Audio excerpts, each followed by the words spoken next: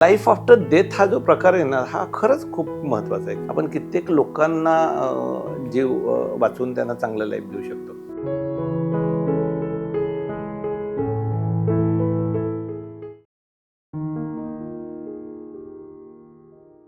आपण जनरली डेथबद्दल बोलत नाही. पण आम्ही 2 स्टेप पुढे जाऊन म्हणतो, की आपण सगळ्यांनी we should have a respect to that whether it is a natural, unnatural or whatever. त्याला डिग्निटी ऑफ डेथ हा शब्द आम्ही वापरतो. तर आपल्या मृत्यूनंतर जर आपण 7-8 लोकांची जीवन वाचवू शकलो, तर त्यासारखं चांगली गोष्ट नाही. आम्ही ह्याला एम्पॅथी म्हणतो, सिम्पथी नाही. आपल्याला त्यांना सिम्पथी नाही द्यायची, आपल्याला त्यांच्या सिच्युएशनमध्ये जाऊन विचार करायचा आहे. तर अवयवदान म्हणजे खरं नक्की काय असतं आणि ते का महत्वाचं आहे? पण अवयवदान हे सर्वात महत्त्वाचं दान मानलं जातं, कारण ज्यावेळेला एखादी मेंदूमृत व्यक्ती अवयवदान करते त्यावेळेला ती 7 ते 8 लोकांचे जीव वाचू शकते. त्यामुळं ह्याला आम्ही लाईफ आफ्टर डेथ म्हणतो. ब्रेन डेड हा शब्द वारंवार वापरला जातो, तर तो एक कन्सेप्ट थोडक्यात सांगता येईल का, काय होतं ब्रेन डेड म्हणजे?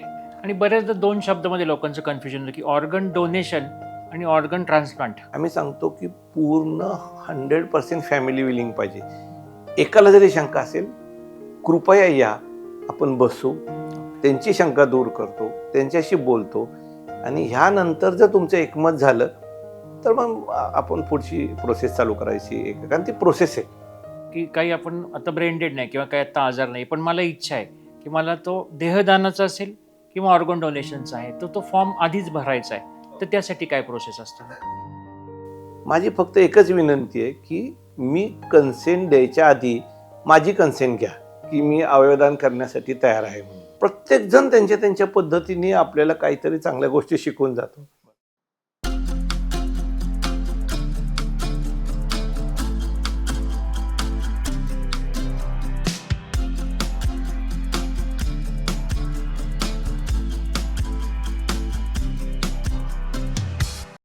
नमस्कार. जगण्यातील काहीच्या एका नव्या एपिसोडमध्ये तुम्हा सर्वांचं मनापासून स्वागत. 2026 साल सुरू झालं तेव्हाच आपण सांगितलं होतं की आपली ह्या वर्षीच्या एपिसोड्समध्ये खूप वेगवेगळ्या विषयावर आपण चर्चा करणार आहोत आणि खूप वेगवेगळे विषय जे जनरली बोलले जात नाहीत किंवा ज्याविषयी लोकांचं बऱ्याचदा अज्ञान असतं, गैरसमज असतात आणि कुठेतरी कोणाचं तरी आपण काहीतरी ऐकून एखाद्या गोष्टीवर विश्वास ठेवतो आणि जेव्हा सायंटिफिकरित्या किंवा त्या योग्य माणसाकडनं ती गोष्ट ऐकल्यानंतर आपल्या लक्षात येतं की अरे ह्या गोष्टीविषयी आपल्याला खरं तर नीट माहिती असणं गरजेचं होतं. हाच आपला जो मुख्य हेतू आहे तो यावर्षी आपण जास्तीत जास्त एपिसोडमध्ये करणार आहोत. अवयवदान हे आपण बऱ्याचदा ऐकतो. कित्येकदा आपण नेत्रदान, रक्तदान हे शब्द वारंवार ऐकत असतो किंवा ते रोजच्या आपल्या आयुष्यामध्ये बऱ्याचदा आपण ते रक्तदान करून आलो, ब्लड डोनेशनला जाऊन आलो असं बोललं जातं. देहदान, अवयवदान असे जे विषय असतात ते आपल्याला बऱ्याचदा ऐकीव माहिती असते, कित्येकदा त्याविषयी गैरसमज असतात. आम्हाला या पॉडकास्ट निमित्ताने हा विषय फार महत्त्वाचा वाटला. म्हणजे जेव्हा आम्ही आमच्या पॅनलमध्ये चर्चा केली तेव्हा असं लक्षात आलं की ह्या विषयावर एपिसोड होऊन एक जनजागृती म्हणून एक सोशल अवेअरनेस ज्याला आपण म्हणतो, जो आपला मुख्य हेतू आहे, त्या अनुषंगाने आजचा एपिसोड करणं गरजेचं आहे. आणि हा एपिसोड नंतर मला अगदी अशी खात्री आहे की जास्तीत जास्त गैरसमज जे आपल्या मनामध्ये विषय असतील ते कमी होतील. आणि हा एपिसोड शेअर करा जेणेकरून कित्येकांना असं गैरसमज असतील तर त्याविषयी आपलं जनजागृतीचं काम हे आणखी पुढे चालू राहील.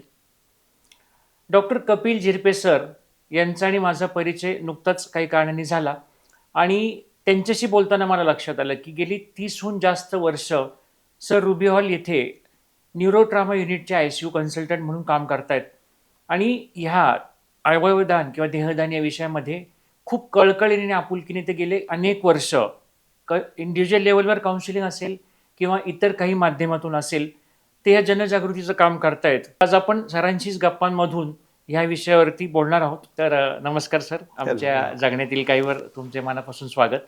नमस्कार. मी डॉक्टर कपिल झिरपे.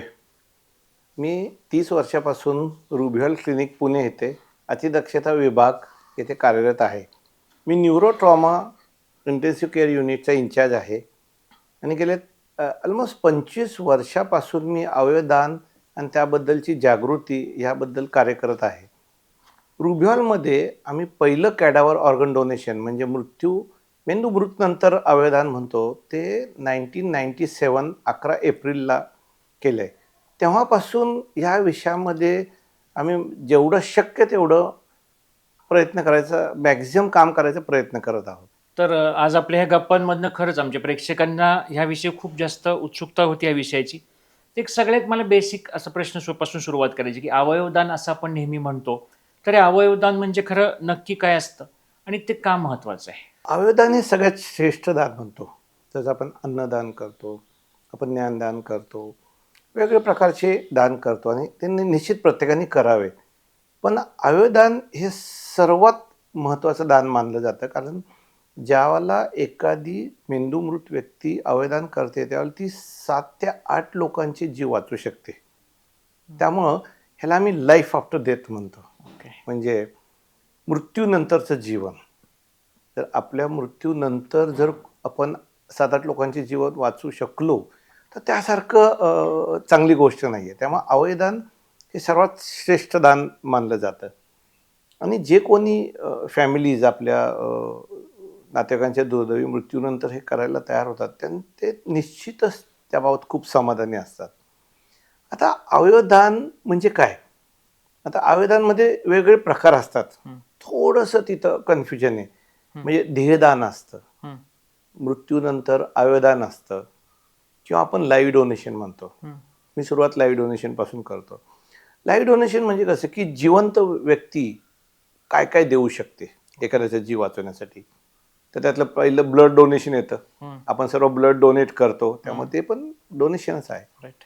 दुसरं किडनी डोनेशन असतं, की दुर्दैवाने काही कारणांनी आपल्या नातेवाईकांची जर किडनी खराब झाली आणि ते डायलिसिसवर असतील, तर आपल्याला प्रत्येकाला 2 किडनी असतात आणि एका किडनीवर आपण व्यवस्थित लाईफ काढू शकतो. त्यामुळं जिवंत व्यक्ती एक किडनी आपल्या प्रियजनांना देऊन त्यांचा जीव वाचवू शकते. तिसरं असतं लिव्हर दान. जिवंत व्यक्ती लिव्हरचा काही भाग देऊन आपल्या परत प्रियजनांचा जीव वाचवू शकते. कारण लिव्हर हा एकच अवयव असा आहे की तो रिजनरेट होतो. त्यामुळं जो देतो त्याला पण धोका नसतो, तो रिजनरेट होतो. त्यामुळे हे 3 अवयव आपण जिवंत असताना देऊ शकतो. आपण जे आजचा विषय आहे अवयवदान मृत्यूनंतरचा, तर मेंदू मृत झाला म्हणजे ब्रेन डेड म्हणजे मेंदू मृत झाल्यानंतर आपण काय काय देऊ शकतो. म्हणजे एक व्यक्ती आपण म्हणतो ना 7-8 जीव वाचू शकते. तर मेंदू मृत झाल्यानंतर हृदय देऊ शकतो, फुफ्फुस देऊ शकतो, किडनीज देऊ शकतो, लिव्हर देऊ शकतो, स्वादुपिंड देऊ शकतो ज्याला आपण पॅनक्रियास म्हणतो, इंटेस्टाईन देऊ शकतो, आतडे, बोन्स पण दिले जातात, स्किन दिली जाते, कॉर्नेल डोनेशन म्हणजे आपण आहे. तर एवढ्या सगळ्या गोष्टी एक मेंदूमृत व्यक्ती एवढ्या सगळ्या लोकांना वाचवू शकते किंवा मदत करू शकते. आणि तिसरी गोष्ट म्हणजे देहदान. आता कित्येक वेळेला देहदान आणि ऑर्गन डोनेशनमध्ये कन्फ्युजन असतं. देहदान म्हणजे काय, की एखादी व्यक्ती मृत झाली, कित्येक वेळेला हॉस्पिटलमध्ये मृत झालेली व्यक्ती पण फिट नसते ऑर्गन डोनेशनसाठी, किंवा वयोमानानुसार किंवा काही कारणांनी घरी डेथ झाली किंवा आपली नॅचरल डेथ झाली, तर ती फॅमिली जर विलिंग असेल किंवा त्या व्यक्तीने असं लिहून ठेवलेलं असेल की मला देहदान करायची इच्छा आहे, त्याची फॉर्म्स असतात, तर आपण त्या व्यक्तीचं जे देह आहे आपण तो मेडिकल कॉलेजला देतो आणि मेडिकल कॉलेजला त्यावर शिकून आमच्यासारखे डॉक्टर्स तयार होतात. त्यामुळे तो पण एक श्रेष्ठ दानाचा प्रकार आहे. कारण एक देहदानामुळं 15 ते 20 डॉक्टर शिकून ते पुढं कित्येक हजारो लाखो जीव वाचवत असतात. त्यामुळे अवयवदानामध्ये देहदान, मेंदूमृत झाल्यानंतरचं अवयवदान आणि ब्लड डोनेशन हे 3 प्रकार असतात, की live, death and after the brain death. थोडं मला मध्ये एक ब्रेन डेड हा शब्द वारंवार वापरला जातो, हो. तर तो एक कन्सेप्ट थोडक्यात सांगता येईल का, काय होतं ब्रेन डेड म्हणजे? आता आपण जर ब्रेन बघितलं ना, ब्रेनमध्ये वेगवेगळे फंक्शन्स असतात. म्हणजे आपण बोलतोय, तुम्ही मला प्रश्न विचारताय, मी तुम्हाला उत्तर देतोय, आपण हातवारे करतो, बोललेल्यावर विचार करतो, प्रत्येकाचं सेंटर असतं. तसं श्वास घ्यायचं पण सेंटर असतं. आपल्या ह्या सगळ्या प्रक्रिया ज्या मोटर मुवमेंट म्हणतो त्याचं एक सेंटर असतं. तर जनरली ब्रेन स्टेम म्हणतो, हा अत्यंत महत्त्वाचा भाग असतो ब्रेनमधला, की ज्याच्यामध्ये पॉन्स, मिड ब्रेन आणि मेडुला असतात आणि इथं ही सगळी सेंटर्स असतात. जर समजा काही कारणांनी, काही आजारांमुळं, म्हणजे जसं स्ट्रोक होतो, मेंदूमध्ये रक्तस्राव होतो किंवा दुर्दैवाने ॲक्सिडेंटमध्ये ब्रेन डॅमेज होतो. हा ब्रेनस्टेम भाग जर डॅमेज झाला, इरिव्हर्सिबल डॅमेज झाला, म्हणजे तो परत दुरुस्त न होणार, ह्याला टेस्ट असतात. प्रॉपरली डिटेल टेस्ट करून, इमेजिंग करून 2 एक्सपर्ट डॉक्टर्स 6 तासाच्या गॅपनी 2 वेळेला ह्या सगळ्या टेस्ट केल्यानंतर त्याला प्रक्रिया आहे. ही अत्यंत कॅज्युअल गोष्ट मुळीच नाही, की मी असं राऊंडला गेलो आणि सकाळी सांगितलं की हा पेशंट ब्रेन डेड आहे. त्या सगळ्या ब्रेनच्या टेस्ट करून, इमेजिंग करून, ॲपन्या टेस्ट म्हणून एक असते की ज्याच्यामध्ये आपण व्हेंटिलेटर कम्प्लिटली डिस्कनेक्ट करतो आणि बघतो की श्वास चालू आहे का नाही, कारण त्याचं सेंटर ब्रेनमध्ये असतं. तर ह्या सगळ्या प्रक्रियेनंतर जर तो ब्रेन डेड असेल, म्हणजे मेंदूमृत असेल, तर मग त्यांना डिक्लेअर केलं जाते की हा मेंदूमृत आहे. मेंदूमृत म्हणजे मेंदूमृत. मी थोडंसं स्पष्ट शब्दात बोलतो, brain dead is a brain dead. That means dead म्हटलं की देर इज नो इरिव्हर्सिबिलिटी. कारण आम्हाला कित्येक वेळेला नातेवाईक विचारतात की 1% चान्स आहे का, काही मिरॅकल होऊ शकतं का, किंवा अजून काय प्रयत्न करू शकतो का. तर आम्ही सांगतो की आमच्या सर्व टेस्ट नंतर जर आम्ही यांना ब्रेन डेड लेबल केला असेल तर तो ब्रेन डेड आहे. म्हणजे जसं आपण हार्ट थांबल्यानंतर डिक्लेअर करतो की आपला दुर्दैवाने मृत्यू झालेला आहे, तसं ब्रेन डेड झाल्यानंतर पण आपण डिक्लेअर करू शकतो की ती व्यक्ती डेड आहे. ओके. आणि बऱ्याचदा 2 शब्दामध्ये लोकांचं कन्फ्युजन होतं की ऑर्गन डोनेशन आणि ऑर्गन ट्रान्सप्लांट, त्यात काय फरक असतो? ह्या दोन्ही एकमेकांशी निगडीत टर्मॉलॉजी. ऑर्गन डोनेशन म्हणजे काय, की जी दुर्दैवी व्यक्ती आहे, जी ब्रेन डेड झालेली आहे, ती तिचे अवयव दान करते, त्याला आपण ऑर्गन डोनेशन म्हणतो. आपण की जसे मी आता सांगितले ना की 8 ऑर्गन्स आपण त्या व्यक्तीचे रिट्रीव्ह करून, म्हणजे व्यवस्थित सर्जिकल प्रोसेस करून प्रॉपरली ते रिट्रीव्ह करतो. आणि ऑर्गन ट्रान्सप्लांटेशन म्हणजे हे जे ऑर्गन आपण त्या ब्रेन पेशंट्समधनं जे घेतलेले आहेत, काढलेले आहेत सर्जिकल प्रोसेस करून, ते इम्प्लांट केले जातात. म्हणजे आपण ते ट्रान्सप्लांट करतो.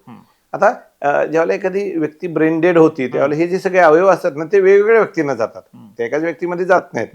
म्हणजे लिव्हर वेगळ्यामध्ये जातं, एक किडनी एकीकडे जाते, दुसरी किडनी दुसऱ्या व्यक्तीला जाते, कारण 2 किडनीने 2 जीव असतात, हृदय एकीकडे जातं, फुफ्फुस एका.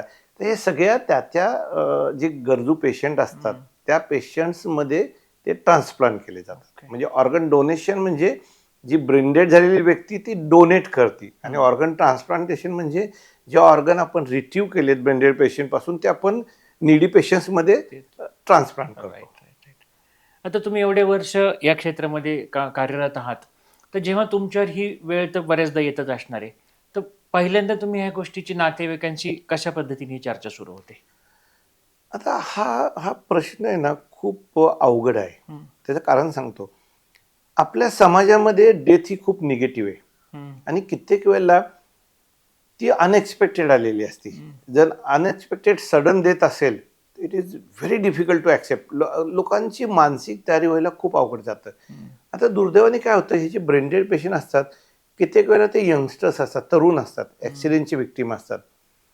फॅमिली किंवा ते कुटुंब त्याला तयारच नसतं, म्हणजे ॲक्सेप्टच करायला तयार नसतं.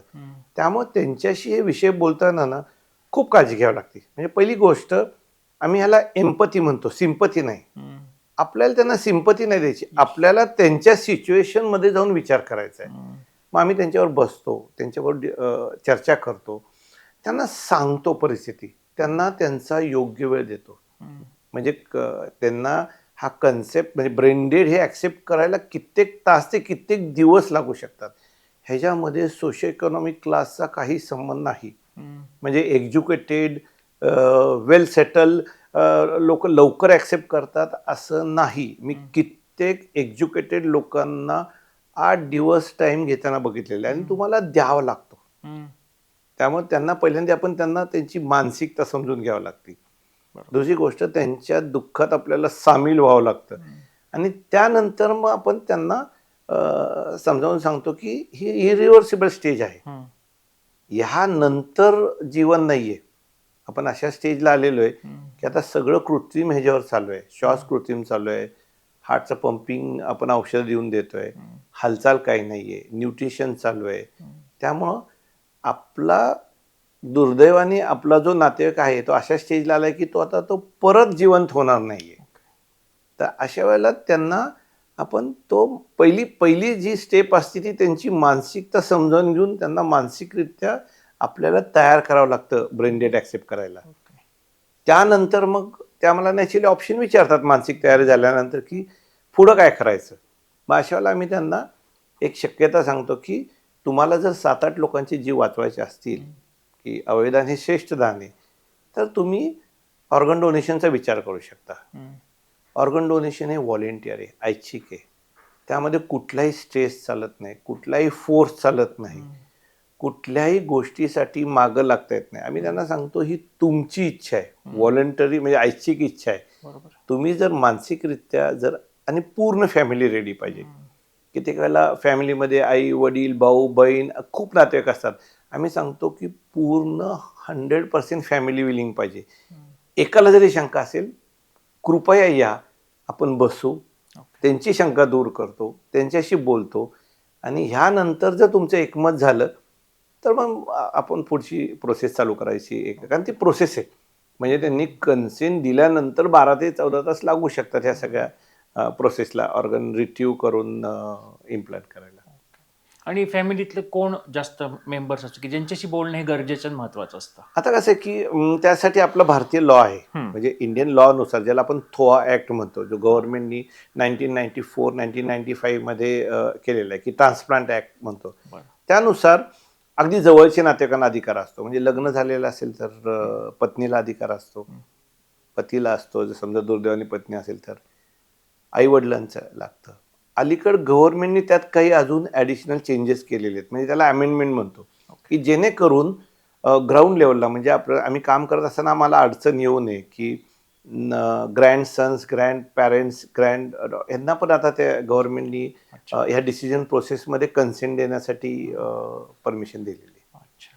पण जनरली जवळचा, रक्ताचा आणि हक्काचा नातेवाईक लागतो. तिन्ही महत्वाचं आहे. अच्छा.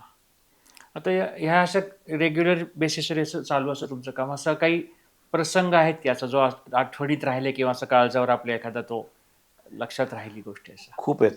म्हणजे असे प्रत्येक अनुभव हा वेगळा असतो. प्रत्येक अनुभव काहीतरी शिकून जातो. म्हणजे आणि किती वेळेला मी सांगितलं ना, की आम्ही इन्व्हॉल्व असतो. आम्ही त्या काळापुरतं म्हणतो, काही तासांचा असो की दिवसापुरतं आम्ही त्यांच्या कुटुंबातले सदस्य झालेलो असतो. जे हे सगळे डिस्कस करणारे. आता परवाच एक दुर्दैवाने एक 55 म्हणजे 55 वर्षाची गृहिणी होती. तिला मेंदूमध्ये रक्तस्राव झालेला होता. आणि रक्तस्राव झाल्यानंतर 24 तासांनी ती ब्रेन डेड झालेली होती. आणि सगळे डॉक्टर्स होते, तिची मुलं.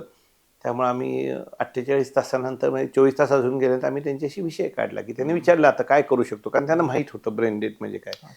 तर आम्ही त्यांना सांगितलं की अवयवदानाचा विचार करू शकतो. तर ते म्हटले ठीक आहे, आमच्या वडिलांशी तुम्ही बोला. म्हणजे जे मृत व्यक्ती होते तिचे मिस्टर. मग आम्ही त्यांना बोलवलं. ते म्हणाले डॉक्टर, माझी सगळी मुलं डॉक्टर आहेत, त्यांनी म्हणतील ते मी करणार. मी 4थी पास आहे, माझा दोन्ही भाऊ 7वी आणि 9वी पास आहेत. आम्ही खूप कष्टाने सगळ्या मुलांना डॉक्टर केलेलं आहे आणि आम्हाला ह्याबद्दल माहिती आहे. माझी फक्त एकच विनंती आहे की मी कन्सेंट द्यायच्या आधी माझी कन्सेंट घ्या, की मी अवयवदान करण्यासाठी तयार आहे म्हणून. त्यामुळं हे असे प्रसंग असतात ना, ते खूप शिकून जातात, की मी सांगितलं ना, एज्युकेटेड नॉन एज्युकेटेड काही संबंध नाही, सोशिओइकॉनॉमिक क्लास, गरीब श्रीमंत काही संबंध नाही. प्रत्येकजण त्यांच्या त्यांच्या पद्धतीने आपल्याला काहीतरी चांगल्या गोष्टी शिकवून जातो. बरोबर. मग त्यांनी स्वतः आधी फॉर्म भरला, ज्याला आपण प्लेजिंग म्हणतो, की दुर्दैवाने कधी मी मेंदूमृत झालो, दुर्दैवाने होईल नाही याचं माहीत नसतं, तर माझी अवयवदानाला संमती आहे असं समजून ही प्रोसेस करावी. आणि त्यानंतर त्यांनी त्यांच्या पत्नीचा अवयवदानाची कन्सेंटचा फॉर्म भरून सही केली.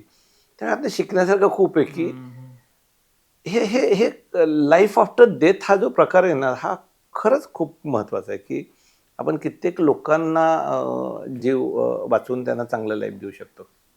तुम्ही आता प्रसंग सांगितला, अतिशय तो इमोशनल होण्यासारखा विषय आहे. पण एकंदरीतच असं आहे, त्या कुटुंबावरती हा कसा सगळा परिणाम होतो ह्या सगळ्या प्रक्रियेचा नंतर किंवा त्या दरम्यान? मी सांगितलं ना, की मेजॉरिटी टाईम म्हणजे अगदी मॅक्झिमम वेळेला हा आघात असतो आणि हा अनपेक्षित आघात असतो. ही अनएक्सपेक्टेड डेथ असती. कुटुंब तयारच नसतं, मानसिकरित्या तयार नसतं, कुठल्याच लेवलनी ते हा आघात घेण्यासाठी तयारच नसतं. त्यामुळं त्यांना कित्येक तास किंवा दिवस हे ॲक्सेप्ट करायलाच वेळ लागतो की आपल्या जवळच्या नातेवाईकांवर ही वेळ आलेली आहे आणि ह्यातून तो परत येणार नाही आहे.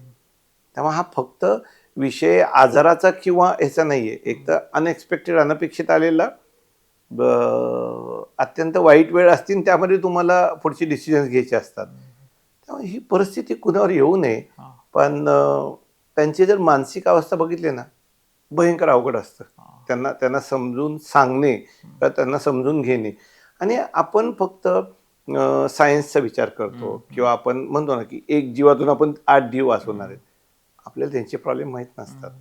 कित्येक वेळेला त्यांच्यासमोर म्हणजे समजा तरुण मुलगा आहे, जस्ट लग्न झालेलं आहे, 6 महिन्याचा लहान हे तो एकटाच कमवत आहे आणि समजा तोच दुर्दैवाने ब्रेनडेड झाला, तर ती जी पत्नी असते ना, ती समोर नुसतं हे ब्रेनडेड ॲक्सेप्ट करणं नसतं, ती सगळ्या आयुष्याचा विचार करत असते की करायचं कसं, पुढं जगायचं कसं. या सगळ्या प्रक्रियेमध्ये त्यांना हे समजावून सांगणं हे थोडंसं खूप अवघड आणि इमोशनल पार्ट असतो. आणि मग कोण कोण असते तुमची टीम असते त्यामध्ये हे सर्व करताना? हो, अत्यंत महत्त्वाचे. हे जे ट्रीटिंग डॉक्टर असतात ना, ते फॅमिली मेंबर असतात. मी तुम्हाला सांगितलं की आम्ही इन्व्हॉल्व पार्टी असतो. तर जनरली जे डॉक्टर्स ट्रीट करतात ते ह्या डिस्कशन्समध्ये जास्त भाग घेत नाहीत. ते फक्त मेडिकल बॅकग्राऊंड देतात की ब्रेनडेड आहे, सगळ्या टेस्ट केलेल्या आहेत. हे डिस्कशन करण्यासाठी सोशल वर्कर असतात. म्हणजे आता फॉर एक्झाम्पल रुबिओलमध्ये ट्रान्सप्लांट कोऑर्डिनेटर आहे. त्यांचं त्या फील्डमध्ये ट्रेनिंग झालेलं असतं. त्यांना बोलण्याची पद्धत माहीत असते, त्यांना प्रश्न विचारायची पद्धत माहीत असते, त्यांना कुठल्या परिस्थितीत कुठल्या ठिकाणी बोलायचे माहीत असतं. मग आम्ही काय करतो, एखादी व्यक्ती ब्रेनडेड झाली ना, आम्ही ट्रान्सप्लांट कोऑर्डिनेटरला इन्व्हॉल्व करतो. पहिले काही सेशन्स आम्ही त्यांना बरोबर घेऊन नातेवाईकांशी बोलतो, कारण ते फॅमिलियर फेसेस होतात. कारण नातेवाईकांचा विश्वास आपल्या ट्रीटिंग डॉक्टरवर असतो. एखादी नवीन व्यक्ती येऊन त्यांना नाही कन्व्हिन्स करू शकत की आता तुम्ही ऑर्गन डोनेशनचं विचार. तर जे आमचे इनिशियल ब्रेनडेड डिक्लेरेशनचे सेशन असतात त्यामध्ये आम्ही ट्रान्सप्लांट कोऑर्डिनेटरला इन्व्हॉल्व करतो की जेणेकरून ते त्यांना फॅमिलियर होतात. आणि त्यानंतर मग ट्रान्सप्लांट कोऑर्डिनेटर त्यांच्या पद्धतीने फॅमिलीबरोबर बसून ही सगळी प्रक्रिया पूर्ण करायचा प्रयत्न करतात. आणि समजा आपल्याला आता की काही आपण आता ब्रेनडेड नाही किंवा काही आता आजार नाही, पण मला इच्छा आहे की मला तो देहदानाचा असेल किंवा ऑर्गन डोनेशनचा आहे, तो फॉर्म आधीच भरायचा आहे. हो. तर त्यासाठी काय प्रोसेस असते? आता ही जी प्रोसेस आहे ना, याला आपण प्लेजिंग म्हणतो. ओके. जर आता ऑर्गन डोनेशन प्लेजिंग असतं किंवा देहदान म्हणजे बॉडी डोनेशन फॉर्म्स असतात. हे फॉर्म्स ऑनलाईन अवेलेबल आहेत. हे फॉर्म्स फिजिकली अवेलेबल आहेत. त्यामुळं तुम्ही अगदी लांबून येऊन तो फॉर्म फिजिकली भरायचा गरज नाही आहे. ऑनलाईन त्या जर नोटो म्हणून संघटना आहे किंवा ZTCC म्हणून पुण्यामध्ये संघटना ही जे कोऑर्डिनेशनचं काम करते किंवा हॉस्पिटल्स, इंडिव्हिज्युअल हॉस्पिटल्सकडे ते वेगळे डिपार्टमेंट आहेत. म्हणजे रुबिओलमध्ये जर मला कुणीही फोन केला तर मी त्यांना सोशल वर्कर डिपार्टमेंटचा फोन देतो. ते त्यांना सर्व मदत करतात. इव्हन लागलंच तर ते त्यांच्या घरी जाऊन फॉर्म भरतात. म्हणजे ह्या सर्व्हिसेस, कारण ते चांगलं काम करतात. त्यांना नियम नाही सांगू शकत, त्यांना तुम्ही त्रास नाही देऊ शकत, त्यांना फिजिकली अवेलेबल होण्याची अट नाही घालू शकत. ते प्लेजिंग असतं. आता for example government of India खूप ॲग्रेसिव्हली प्लेजिंग करतं, ऑनलाईन करतं. मी स्वतः पण माझा फॉर्म भरून दिलेला आहे. अगदी इझी प्रोसेस आहे. तुम्ही त्या साईटवर जायचं, तुमचा मोबाईल नंबर टाकायचा, मग तुम्हाला OTP येतो. OTP टाकला की तुम्ही तो भरला की तो प्लेजिंगचं सर्टिफिकेट तुम्हाला तुमच्या मेल ID वर इश्यू होतं. एवढी ती सोपी प्रक्रिया आहे. पण एक लक्षात घ्यायला पाहिजे, आता हा एक प्रकार झाला. दुसरं काय आहे की काही कंट्रीजमध्ये ना, इंडियामध्ये पण येऊ शकतं, आपण ड्रायव्हिंग लायसनवर मेन्शन करू शकतो की मला अवयवदान करायचं आहे, आय एम ऑर्गन डोनर, असं तो करू शकतो. ड्रायव्हिंग लायसनवर घेऊ शकतो, प्लेजिंग करू शकतो, फिजिकली, ऑनलाईन, ऑफलाईन. पण एक महत्त्वाची गोष्ट आहे, प्लेजिंग ही कन्सेंट नसते. ओके. त्यामुळं समजा मी आज प्लेज केलं, माझ्याकडे सर्टिफिकेट आहे, 2022 पासून माझं सर्टिफिकेट ऑन आहे, पण ती कन्सेंट नाही आहे अजून इंडियामध्ये. दुर्दैवाने जर काही अनफॉर्च्युनेट इव्हेंटमध्ये जर आपण ब्रेनडेड झालो किंवा त्या प्लेज करणारी व्यक्ती ब्रेनडेड झाली, तर कन्सेंट मात्र फॅमिलीलाच द्यावं लागते.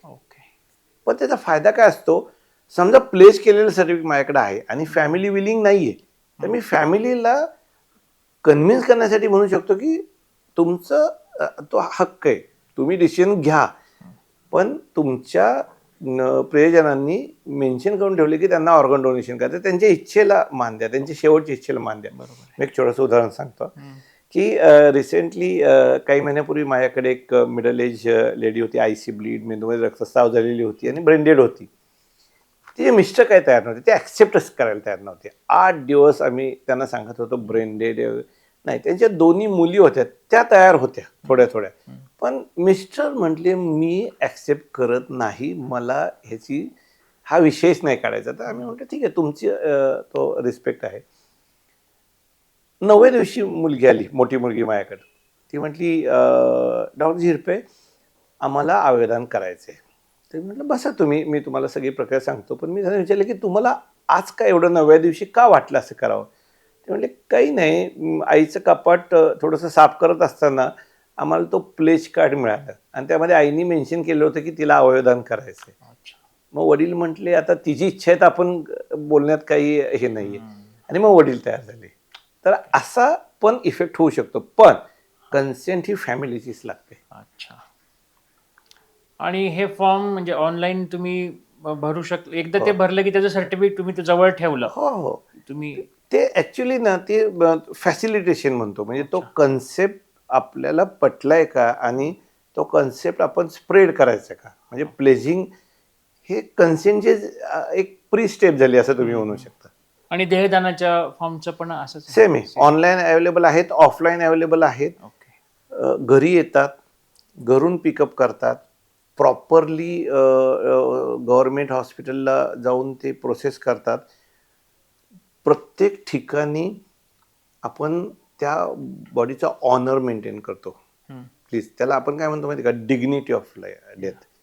Everybody should have a dignity of death. म्हणजे मृत्यूनंतर पण त्या मनुष्याचा तो मान ठेवायला पाहिजे. आपण जनरली डेथबद्दल बोलत नाही, पण आम्ही 2 स्टेप पुढे जाऊन म्हणतो की आपण सगळ्यांनी we should have a respect to that whether it is a natural, unnatural or whatever. त्याला डिग्निटी ऑफ डेथ हा शब्द आम्ही वापरतो. हे life after death, dignity of death, respect to that person. म्हणजे आता तुमच्या प्रश्नाचं उत्तर की ॲडव्हान्स विल आता इंडियामध्ये ॲक्सेप्ट आहे. म्हणजे मार्च 2023 सुप्रीम कोर्टाने ह्याबद्दल परवानगी दिलेली आहे. ॲडव्हान्स विलमध्ये जर एखाद्याने मेन्शन केलेलं असेल की त्याला अवयवदान करायचंय, तर त्याला खूप महत्त्व आहे. म्हणजे एखाद्या चांगल्या मनस्थितीत आपल्या जीवनपणी हे मेन्शन करू शकतो. तर त्याला रिस्पेक्ट देणं हे आता लॉनी पण ॲक्सेप्ट केलेलं आहे आणि लॉनी कंपल्शनच केल्यासारखं आहे ते. आणखी एक नेहमी आता आम्ही बरेच एपिसोड करतो, त्यामध्ये असे बरेचशा गोष्टींविषयी लोकांचे अज्ञान किंवा गैरसमज असं प्रत्येक आजारामध्ये निघतं. याविषयी तर माहितीच बऱ्याचदा कमी असते. तर तुम्ही एवढ्या वर्ष या क्षेत्रात काम करताय, अशी कॉमन काय आहेत का की ज्याविषयी लोकांना फार गैरसमज आहेत ह्या विषयाविषयी? अत्यंत महत्त्वाचा प्रश्न आहे की ह्याला आम्ही अवयवदानामधले समज गैरसमज म्हणतो. म्हणजे पहिला फ्रिक्वेंटली आज क्वेश्चन आम्ही म्हणतो की नातेवाईक म्हणतात की एखादा व्यक्ती ब्रेंडेड किंवा तसा आहे, तर तुम्ही त्याला वाचवण्यासाठी प्रयत्न करणार का अवयवदानासाठी प्रयत्न करणार? आम्ही त्यांना सांगतो आम्ही डॉक्टर आहोत, आमचं पहिलं कार्य जीव वाचवायचं. जीव वाचवणं एवढंच आम्हाला ट्रेनिंग दिलेलं असतं. त्यामुळे सेव्हिंग लाईव्ह आम्ही पहिल्यांदा जीव वाचवतो आणि दुर्दैवाने जर आम्हाला त्यात यश नाही आलं तरच आम्ही ऑर्गन डोनेशन किंवा अवयवदानाचा विचार करतो. तो पहिला प्रश्न. दुसरा प्रश्न नातेवाईक विचारतात की मग हे अवयव कुणाला जातात? ते फक्त काही खरंच गरजू लोकांना जातात का, नाही व्हॉलंटरी डोनेशन आहे का, त्याला जे अवेलेबल आहे त्यांना दिले जातात? आम्ही त्यांना काय सांगतो की हा गव्हर्नमेंटचा प्रोग्राम आहे, ह्याचं कोऑर्डिनेशन असतं, नॅशनल लिस्ट असतात. ह्या ज्या गव्हर्नमेंटचे जे पेशंट वेटिंग लिस्टवर आहे, आता जर तुम्ही रिसेंटली बघितलं असेल तर न्यूजपेपरमध्ये पण आलेलं आहे, जवळजवळ 3000 रुग्ण ऑर्गन्स न मिळाल्यामुळं एक्सपायर झालेले आहेत दुर्दैवाने. एवढी आहे. तर जवळजवळ 80,000 पेशंट्स किडनीसाठी वेटिंगवर आहेत, 20,000 लिव्हरसाठी आहेत, 7,000 हार्टसाठी आहेत, 700 स्वादुपिंडासाठी. एवढे वेटिंग लिस्टवर. ही वेटिंग लिस्ट गव्हर्नमेंटकडनं त्यांच्या साईटवर मेंटेन केली जाते. ती ट्रान्सपरंट असते. एखादी कुठलीही भारतात जर एखादी व्यक्ती ब्रेंडेड झाली तर ते सेंट्रल एजन्सीला किंवा JTCCला कळवलं जातं आणि ते ऑर्गन अलॉटमेंट ते करतात. तिसरी गोष्ट, गव्हर्नमेंटने आज खूप छान अमेंडमेंट केली यावर्षी की त्यांनी सांगितले की आता स्त्रियांना प्राधान्य दिलं जाणार आहे. ऑर्गन डोनेशन असेल म्हणजे एखादी रेसिपियंट असेल तर जर फिमेल असेल तर तिला प्राधान्य दिलं जाणार आहे. आणि अजून एक त्यांनी चेंज केलेलं आहे की कित्येकाला नातेवाईक विचारतात की आमच्या फॅमिलीमध्ये एक गरजू व्यक्ती आहे तर त्याला आम्हाला प्रायोरिटी मिळेल का लिस्टमध्ये नाव जर खाली असेल तर दिलं जातं. ते गव्हर्नमेंटनी त्याला पण स्पेशल परवानगी काढून नोटोला जर आपण कळवलं तर ते परवानगी देतात. हे अत्यंत पॉझिटिव्ह चेंज आहेत की आपलं सरकार पण आपल्या साठी प्रयत्न करत आहे. अजून एक नेहमीचा विचारणारा प्रश्न म्हणजे आणि नॅचरली ते विचारतात की हे जे ऑर्गन डोनेशनमध्ये हे सगळे अवयव आपण दान करतो, हार्ट, लंग्स, किडनीज, लिव्हर, मग हे सगळं करत असताना शरीराचं विद्रुपीकरण होणार का? म्हणजे बॉडीमध्ये काही चेंजेस दिसणार का? आम्ही आमचे रिच्युअल्स करू शकतो का? तुम्हाला सांगायचं आहे की कुठली मृत झालेली व्यक्ती त्याच्या ऑर्गन डोनेशन नंतर अत्यंत स्किल सर्जन्स हे ऑपरेट करतात, मिनिमम इन्सिजनमध्ये करतात. कुठेही तुम्हाला जाणवणार पण नाही मेजर ऑपरेशन झालेलं आहे आणि तुम्ही सगळे रिच्युअल्स नातेवाईक पूर्ण करू शकतात. इवन सगळ्यात मोठं मी ते की आय डोनेशन म्हणजे डोळा काढला जात नाही, फक्त एक कॉर्निया जो असतो तो रिट्रीव्ह करतात. कळणार पण नाही तुम्हाला. आम्ही नेहमी ऑर्गन डोनेशन झाल्यानंतर नातेवाईकांना पेशंटचा चेहरा दाखवतो. त्यामुळं कुठल्याही ऑर्गन डोनेशन प्रक्रियेनंतर चेहऱ्याचं विद्रुपीकरण होत नाही, हे आपण सगळ्यांनी लक्षात घ्यायला पाहिजे. आणि त्यानंतरचा महत्त्वाचा प्रश्न असा विचारला जातो की आम्ही कुठले अवयव द्यायचे स्पेसिफाय करू शकतो का? हो, नातेवाईकांना पूर्ण अधिकार आहे. ऑर्गन डोनेशन हे व्हॉलंटरी डोनेशन, हे इच्छादान आहे. तुम्ही ठरवू शकता. जनरली आम्ही त्यांना रिक्वेस्ट करतो की तुम्ही सर्व अवयव दान करायचे प्रयत्न करा, कारण 8 ते 10 लोकांची जीव वाचवू शकतात. पण जर नातेवाईकांना काही ऑर्गन स्पेसिफाय करायचे असतील तर तो त्यांचा हक्क आहे. त्यामुळे मी सांगितलं ना, आपल्याला त्यांना कन्व्हिन्स करून करायचं आहे. ह्यामध्ये कुठेही त्यामुळे जितकी जास्त माहिती देता येईल तेवढी आम्ही त्यांना द्यायचा प्रयत्न करतो. या सगळ्यातनं तुम्हाला ह्या एवढे वर्ष काम करून किंवा आता तुम्ही अजूनही ऍक्टिव्हली एवढे कार्यरत आहात, या सगळ्यातनं एक टेक अवे मेसेज म्हणून असं काय सांगा वाटेल? अवयवदान हे श्रेष्ठ दान आहे. अवयवदानासारखं कुठलंही दान नाही. अवयवदान केल्यानंतर एखादी व्यक्ती 8 ते 10 लोकांचे जीव वाचवू शकते. तेव्हा मी सगळ्यांना एकच विनंती करेन की अवयवदान सारखा श्रेष्ठ दान नाही आहे, सगळ्यांनी ते कन्सिडर करावं. दुर्दैवाने कुणावर ती वेळ येऊ नये, पण आलीच तर तो विचार करायला हरकत नाही. त्यामुळे ह्याला आम्ही लाईफ आफ्टर डेथ म्हणतो.